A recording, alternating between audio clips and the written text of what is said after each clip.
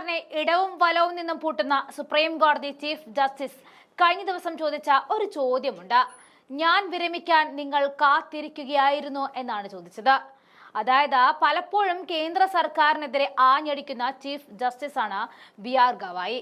മുൻപത്തെ ചന്ദ്രചൂഡിനെ പോലെ തങ്ങളുടെ താളത്തിന് തുള്ളുന്ന ആളല്ല എന്ന ബോധ്യം പണ്ടേ ബി.ജെ.പിക്ക് വന്നതുകൊണ്ട് തന്നെ ഗവായിയെ കണ്ണിലെ കരടായിട്ടാണ് കണ്ടിരുന്നത്.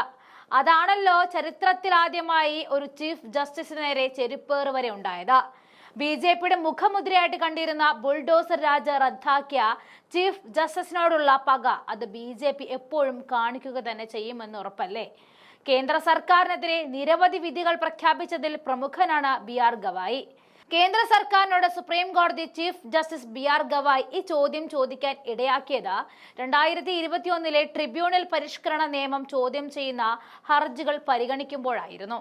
ശക്തമായ അതൃപ്തിയാണ് കേന്ദ്ര നിലപാടിൽ ചീഫ് ജസ്റ്റിസ് പ്രകടിപ്പിച്ചത്. അറ്റോർണി ജനറൽ ആർ വെങ്കിട്ടരമണിക്ക് തിരക്കായതിനാൽ മറ്റൊരു ദിവസത്തേക്ക് മാറ്റണമെന്ന് additional solicitor general Aishwarya Bhati അഭ്യർത്ഥിച്ചപ്പോഴായിരുന്നു ചീഫ് ജസ്റ്റിസ് ഈ ചോദ്യം ഉന്നയിച്ചത്.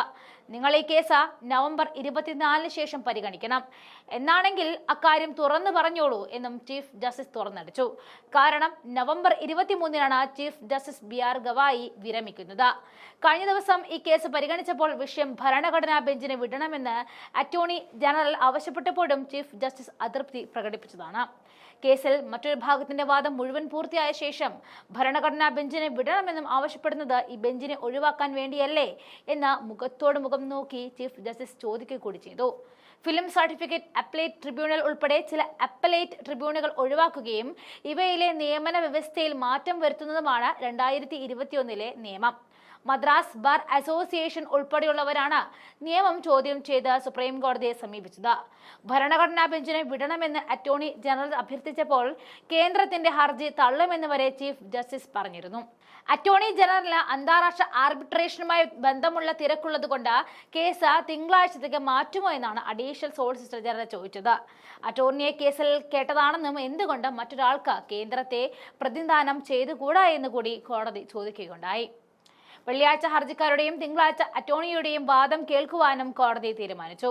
ഇവിടെ ചീഫ് ജസ്റ്റിസിന്റെ ചോദ്യം കൊണ്ട് അർത്ഥമാക്കുന്ന കാര്യം എന്തെന്നാൽ താൻ ഉള്ളപ്പോൾ ഒരു കള്ളക്കളിയും നടക്കില്ല എന്നും പലപ്പോഴും തങ്ങൾക്ക് മുകളിലല്ല സുപ്രീം കോടതിയും തുറന്നു പറഞ്ഞവരും പറയാതെ മനസ്സിൽ കൊണ്ട് അഹങ്കരിക്കുന്ന അമിത്ഷാ പോലുള്ളവരെയും ഒരു പരിധിവരെ മൂലക്കിരുത്തിയത് ഈ ചീഫ് ജസ്റ്റിസിന്റെ ധൈര്യം തന്നെയാണ്.